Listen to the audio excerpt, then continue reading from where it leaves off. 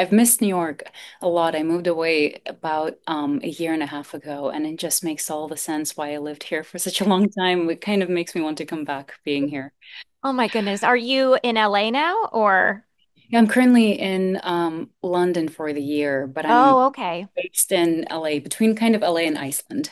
Oh, okay. Wow. Well, I went to college in New York. So I was there for about 5 years and I've been in LA almost 15 years. So I know what you mean. It's like it's kind of the best city in the world. I don't know. It's just there's something so special about it. It's such a melange of cultures and personalities and people. Hmm. It's just, yeah, there's so much to take from, so many stories to witness. It really allows for you to to feel like you're a part of the world if you want to be a part of it. 100%. There's a vibrancy and it's like that's so interesting. Do you feel more creatively inspired depending on where you are in the world? Definitely, I do feel affected by my environment. Mm. And I think though, I mean, you can be creatively inspired in New York for one reason, but then there's places like LA, which is, it took me some time to understand, which interestingly enough, Iceland made me understand Los Angeles more, like the ability to connect more to the land than Mm. what the city itself represents or might represent to certain people. And I do think that you can get inspired in stillness and in your solitary experience of life as much as you can being around other people. Oh my gosh, you're speaking my language. I totally get that. I find that for me, and it's taken me a really long time to understand this about myself. Um, because I think it's true. We have whether we like to admit it or not, we have preconceived notions of like locations and areas and cities. And for me, I think it took about 10 years to start to really find myself in Los Angeles because I think I was thinking about it in the wrong way. And then once I sort of settled in, I was like, oh no, like I can find the stillness here and I can find the motion. And that sort of really kind of jazzes me creatively. And it's so interesting. Absolutely, I so agree with it. It took me a while to understand Los Angeles. I currently, because it was the first city I moved to. I was 14 and I didn't have a community. I didn't know anyone. So I I didn't have anything to take from, especially at that age when you're so young. I think, you need a certain pace in order to be to grow and understand yourself better. You need those Right. experiences. But then the experience of being so lonely drew me to actually pick up my bags and like move to Iceland, where I did find community. And then I immediately after moved to New York. So I think LA supports me in a way that I wouldn't expect it to. It teaches me to learn more about myself. It doesn't offer it to you immediately, but it gives you certain hardships, but they're given for a reason if you listen to them and Oh, if you try to lead with your core. oh my God. Yes. This is very therapeutic. 100%. I think that's so true in life about so many things. Having to kind of really look within yourself and to your point, kind of listen and lead with your core. Because sometimes the answers aren't so obvious. And to take that time to really check in with ourselves. Um, I want to ask you because I usually start all my interviews by this sort of big question, um, which is when and how did you first fall in love with storytelling, or rather, kind of understand its power to create empathy, to educate, to connect? That's such a beautiful question. The first time I fell in love with storytelling, which was unconscious, I Hmm. think. It was when I started studying painting. I was a kid. I was very young when I started. I was 5 years old, and I just loved doing it. I had the best time, and I was sort of studying at this arts academy for children. It's a school that kids go to in Kiev, and you sort of study really from like 8:30 in the morning until 6 p.m. And Whoa. so you study graphics and sculpture and the history of arts. And although The environment there was very interesting. It was very kind of cutthroat Mm. between kids and at the same time very nourishing. But I did know that I quickly understood that I couldn't be a part of the academic system of it and what was required of me because it was very also kind of a Soviet way of teaching and rather aggressive, honestly, the way that people used to teach back then. I am sure that it's evolved and changed, and there's a reason why that system is so academic and treats children that way. But that was my first introduction to storytelling. But when I fell in love with cinema was through my mother. She used to show me her favorite films, and I've gotten to speak at length about this one movie, Amelie. Mm-hmm. I saw it when I was 8 years old, and that was my sort of like the seed for me, the introduction into the world cinema, because I also was watching a lot of Ukrainian films. There are some brilliant filmmakers from 30s to 60s, who were the pioneers of like lyrical cinema and symbolism. Some of the ones who inspired lots of people, like from Tarkovsky to Bergman. There's like they kind of like share similar DNA. Some of them shared similar like DPs even. So that was kind of like the spine of my introduction to stories. But then Emily really opened the magic for me. Like I just wanted to be her and I wanted to be a part of her world. And I kind of started slowly realizing that I wanted to be a part of that world, knowing that to do so, I had to leave my country to get more opportunities as an international actor if I wanted to be one. I'll be honest, I didn't necessarily have like a map to follow because Ukrainian film industry is very contained and supportive of one another, but there's not necessarily a lot of, especially when I was growing up, there weren't any Ukrainian actors that I could look up to clearly to follow their path or something. And so I I did know in my heart that I really wanted to make films outside of Ukraine and in Ukraine. Um, but I was also fearful of how to get to the point of being able to do so. Like I remember being 11 years old and sort of like Googling, is it crazy to want to be an actor? Like, hi, I'm 11. I'm from Ukraine. Do you think, the Yahoo chats and stuff? And so, yeah, so that was my introduction. And not to be too long-winded with my answer, I will say though that it all comes back to painting for me because I recently, a few years ago, picked it up again and I I realized how just intertwined the two are, acting and painting, or writing and directing. It's all part of the same source. It comes from the same place. And painting, because I was able to be apart from it for so long after I had left Ukraine, I didn't paint for 10 years. Oh, I only I didn't remember any technique. I just had to surrender to like allowing myself to be free with a paintbrush. And it's very similar to acting. It's the surrender to the present moment. And so I'm very grateful to have it in my life. It's a very personal experience that I get to learn quite a bit from.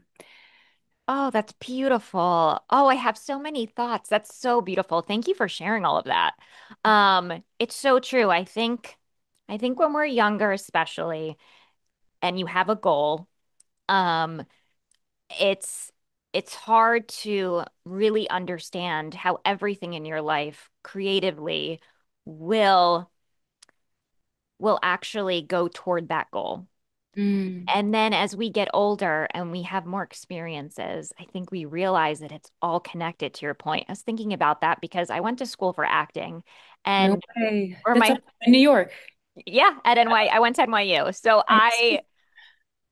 from the time I could remember, my like first memory was wanting to be a part of that world, like you were saying. And that was the goal. And it was like laser vision. And when that goal didn't come to fruition, I was a mess. I was like, well, this is the focus. Like, what do I do? And I realize now as I'm a journalist and as I get to talk to amazing people like yourself, I realize that it's all connected. Like I feel so, it's like you can feel almost like the creative sparks go off and and you realize like at what I did yesterday, wherever I was, whatever I was doing, whoever I was interacting with is has kind of bled into even this conversation. Like it's all connected. It Um, is, you have to listen to it and acknowledge. yes.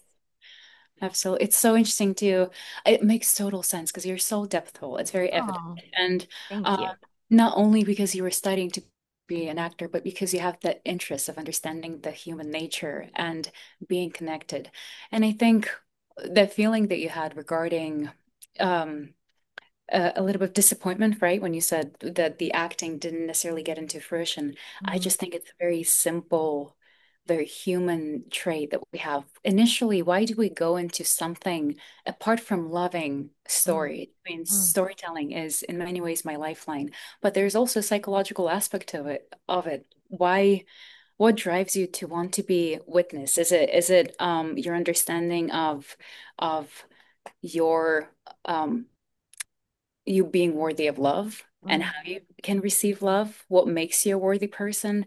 And for me, I think what we learn from acting, you can learn from everything. Like you're saying, it's all intertwined. It's all part of, it's all sort of like became like a religion to me because mm. when you when you allow for it to bring you lessons, all it teaches you is compassion Yeah. and Yes. hopefully love of oneself. With Oh, stories that we get to tell, it just expands your understanding of the human nature and that spectrum of the light and the dark. And yes. so it is very much like religion. Also, the stories that we tell, not to, for example, Star Wars. I learned so much about the source because it's so intertwined with the flow of the universe. And it kind of like bled into my reality. And I understand why it means so much to people because it's what every religion speaks on. It just speaks on it through this very entertaining, like space pew pew storyline. But there's also depth in like the hero's Mm. journey because, of course, George Lucas was, guided by Joseph Campbell in many ways. But yeah, it makes total sense. I see it interconnected in everything now, and what Yeah. a fun. Yeah. I'm Well, that is the force. And I'm so glad you're speaking about that because when I was thinking about Osaka and Shinhati and how you're such a soulful artist, you're such a soulful actor, and which is why I think we all fell madly in love with Shinhati because of the complexity and nuance that you brought to this character who on the page may have been a protagonist, but you bring such a humanity to these characters that make you question, your loyalty to you. It makes you just again not see not just the dark and the light, but see all of the gray in between. Um, and it's why you're so brilliant at playing these, again, I almost am hesitant to use the word like protagonist and villain because it's so much more meatier than that. How did you so you play Amelia in M3GAN 2.0. Okay, so ready? Which stands for Autonomous Military Engagement Logistics and Infiltration Android. Let's go. They I'm really, like really so glad delivered. I got that. I was like, I was okay. thinking, how long did Gerard think of her name? Like putting it together really requires some brain power, Truly, truly. and come up with such a like an accessible name, Amelia. It's like It's quite brilliant. So witty, so clever, which is sort of when I come to think of this franchise now, we'll call it, I think of just the cleverness and the wittiness and the playfulness. But how do you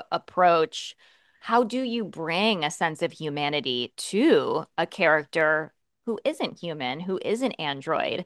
When you first were given that opportunity, what sort of yeah, well, how did you have to kind of meld that in your mind to sort of bring Amelia to life? I think that's at the forefront of when reading a script. You don't seek to judge the character. And my desire to become a part of this movie was because I was really moved by her. It was on the page, the original script that was sent to me. It did have, it went a little bit more, quite a bit more in depth into what Amelia is and her background and where she ends up being. And even though it didn't make it into the film for all the right reasons, and due to the length of the movie that it needs to be, but that was kind of like her Bible to me. And I was just so, I wanted to protect her. Mm. And I saw a traumatized child in her in the way that I also saw it in Shin in her own way. And yeah, I just wanted to make sure that if I get the chance to actually get to work with Gerard and do it, I would want to do it with love and understanding and with no judgment towards her, even though I have to say, she's a psychopathic bitch at some points. Like I said, it's true. I mean, it's you can see it, but there's a reason behind that action, and she's just dealing with the world in the way she was taught to, and I think that speaks a lot on, as well, parenting. It's kind of a mirror to you're creating something that will treat you the way you brought it into the world. And I think it's definitely something for us to be conscious of and dealing with children and the artificial intelligence, because it's very much a creation of our own. Oh my gosh, absolutely. It's such a fascinating and creative lens to kind of look at this big question of, you know, how one's made and how one develops, and sometimes how those can cause friction and how sometimes it goes the other way. And what a cool way to kind of like look at that idea that is so human. It's like one of the most human things in this world that we all struggle with.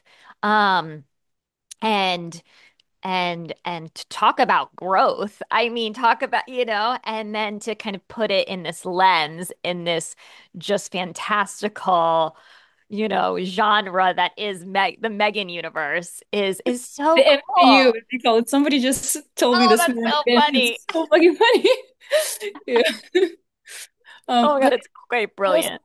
but people really, especially in the times that we are witnessing right now in the world, I learn more and more about the beauty of something that is so lighthearted. I mean, there is a real message behind this film, but it's not spoon-feeding the audience. I mean, there are certain stories that are meant to do that, and Megan isn't that. It's a bananas movie that is really light, unpretentious in the way of doing so, and um, I I'm grateful to have learned the lesson of just allowing yourself to be playful and understand that people really do deserve to come into the movie theater and you're in service to the viewer, and you're allowed to celebrate it and be a part of something that is campy and a little bit more, a Mhm.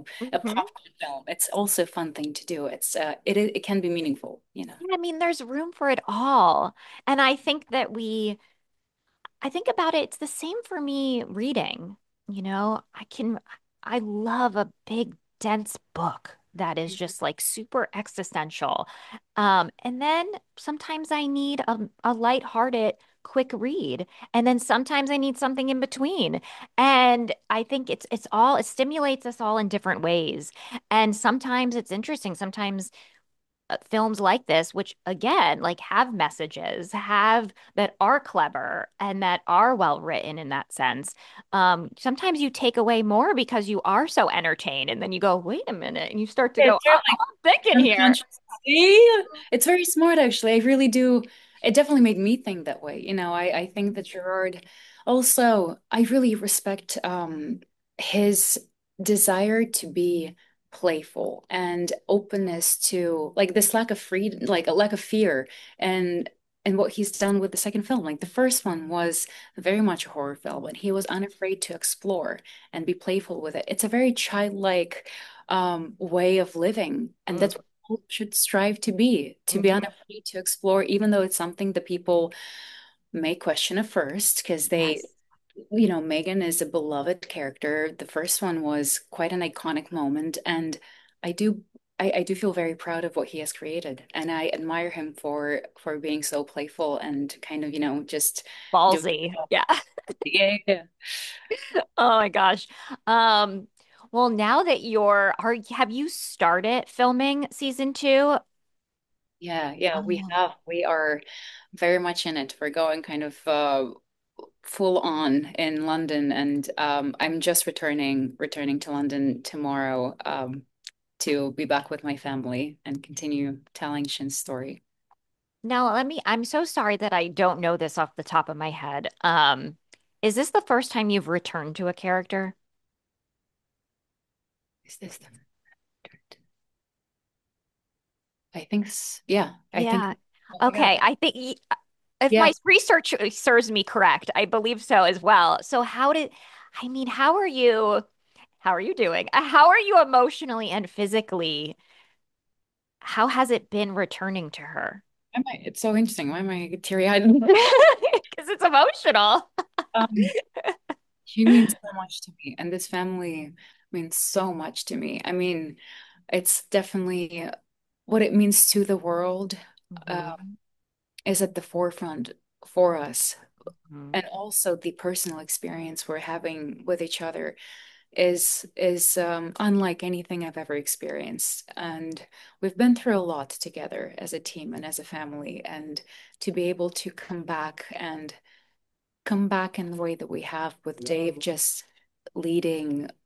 Sorry, that's my makeup artist. Hello. Hello. Brilliant, brilliant person, by the way. Well, you look gorgeous. So yes, brilliant. I, yeah, to come back in the way that we have with Dave once again leading the journey and Mhm. some of really wonderful directors we have in the second season. Um, I couldn't be more grateful to be part of this world. I wish I could tell you more about it, of course, Of but course. I also know you know that there's no need to hear until it comes out. You will do it No. at the right moment, but it's really quite something special, and I can't wait for you guys to see it. It's I just feel so grateful that it's coming back. I feel so grateful that we get to I know that we're going to go on a new journey with Shen. I mean, where we left off, there's no doubt that she's on some sort of path this season that I can only imagine how exciting and thrilling it's been for you to do that. And I'm just really grateful and I'm so excited to see it once it comes out. And of course, just to be able to live with these characters more. What a privilege. I mean it's a lot, and also to answer your question regarding how it feels to come back to a character. Mm. Really wonderful. It's you get to grow with them and you get to understand them more. And she was sort of like resting. I kind of sensed her as she was just somewhere within the forest, just sleeping like a fox within me. And I had to go, Shan, wake up. Activate her. Yeah. Yeah, yeah. So it's a gift. Oh, that's wonderful. I could talk to you for hours, clearly, but before I let you go, as you continue expanding your career and have all these different beautiful experiences, do you find that you're being gravitated? And I know that it's not as simple as this in an actor's career, but you feel like you're being gravitated toward roles, collaborations, directors, like when you close your eyes and you think of your future, or are you just rolling along with the present? I I definitely have an understanding of my core. Hmm. Continues to expand, of course, with time. Um, I know that all I seek is working with artists and people that I feel aligned with. Of course, we're always hard on ourselves as actors and as people in general. I do believe that stories come into our lives for a reason, Hmm. and maybe getting to play a certain darkness within different personalities with different storylines has to do with accepting it, you know? Oh, I learn a lot, and I've learned a lot within the past few years of surrendering to something and allowing it to be a wonderful thing. And at the same time, I'm just so looking forward to hopefully being able to explore um, different directors as well as different actors who maybe also be very human, you know? right. And definitely, I would love to spend some time in Europe and doing some European cinema. It's very much Mm. my core and the seed of Amelie. how, It's like it comes back to yeah, how it Amelie. started. I also do believe that there is no way of forcing anything, and Hmm. I hope to only lead my life as an honest being as much as possible and be aligned with my truth. So whatever comes my way, I hope to just know when it's the right thing. Oh, well, I admire you so much. I admire your work in front of the camera. I admire your activism and outside of the camera. And I think that you this honesty that you bring to your life that is so important to you, it comes through in your roles and in your performances. I'm so attracted to it. I see it. And it makes me so excited for for your future, for what's next, and the characters that you're going to play and the worlds you're going to be a part of. And what an exciting time. Thank you so much. It means more than you know. You're such a beautiful person. I Oh, had a wonderful time speaking with this you. was lovely. I wish I could give you a hug, but I hope we get to do this again. me And too. Me too. And just congratulations on everything and have a blast this weekend. thanks. Everybody who gets to be interviewed by you is very lucky. Oh my gosh, that's so kind. Thank you. Thank you so much for saying that.